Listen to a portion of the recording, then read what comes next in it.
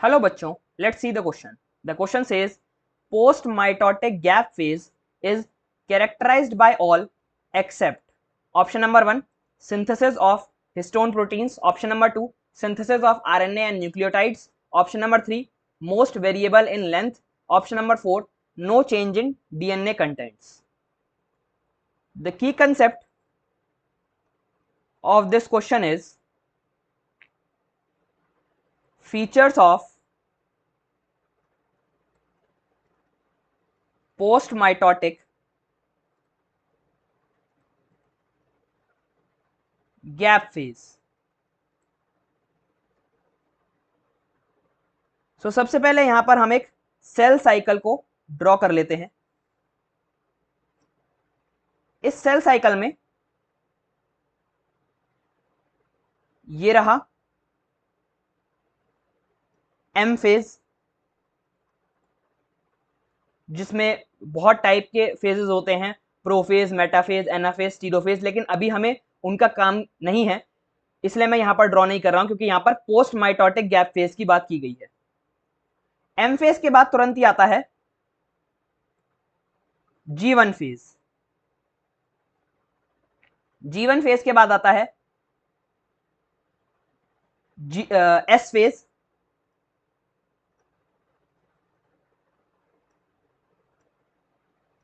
और S phase के बाद आता है G2 phase.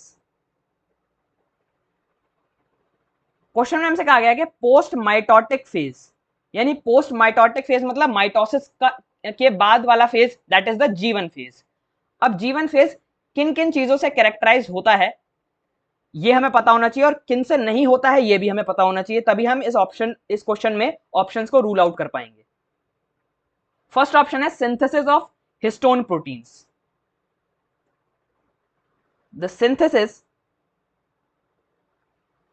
Of histone proteins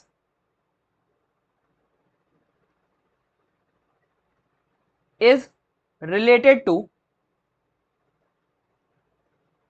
S phase of cell cycle.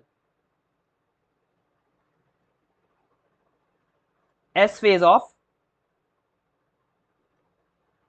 cell cycle. Histone protein का सिंथेसिस एस फेज से रिलेटेड है, तो यहीं पर ये ऑप्शन जो है, हमारा जो आंसर है वो सिंथेसिस ऑफ हिस्टोन प्रोटीन्स बन जाता है, क्योंकि हमसे पूछा गया क्वेश्चन में कि पोस्ट माइटोटिक फेज सबसे कैरेक्टराइज होता है एक्सेप्ट, तो एक्सेप्ट के लिए सिंथेसिस ऑफ हिस्टोन प्रोटीन्स आ गया, क्योंकि synthesis of histone proteins S phase से रिलेटेड है, G1 फेज से रिलेटेड नहीं है। फिर भी और ऑप्शंस को एक बार हम चेक कर लेते हैं। सेकंड ऑप्शन में synthesis of RNA and nucleotides, तो हम जानते हैं कि जो G1 फेज है वो मोस्ट मेटाबॉलिकली एक्टिव फेज है सेल साइकिल का।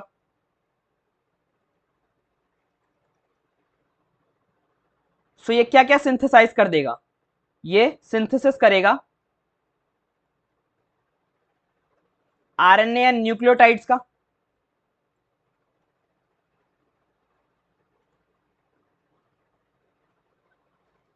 Third option is most variable in length.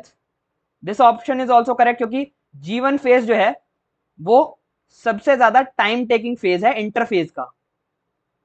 Most variable in length, और थर्ड ऑप्शन में no change in DNA content, ये ऑप्शन भी जो है वो G1 फेज के लिए ही है, क्योंकि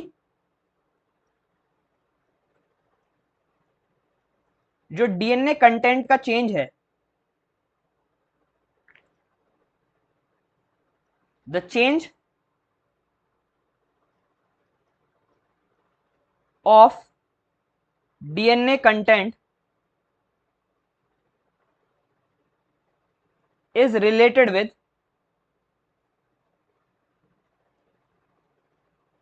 S phase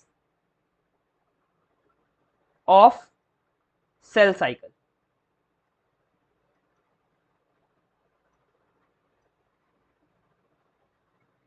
so second option incorrect हो जाता है, थर्ड ऑप्शन भी इनकरेक्ट हो जाता है, और फोर्थ ऑप्शन भी इनकरेक्ट हो जाता है। Hence our correct option is option number 1, synthesis of histone proteins. Hope you understood it well. Best of luck.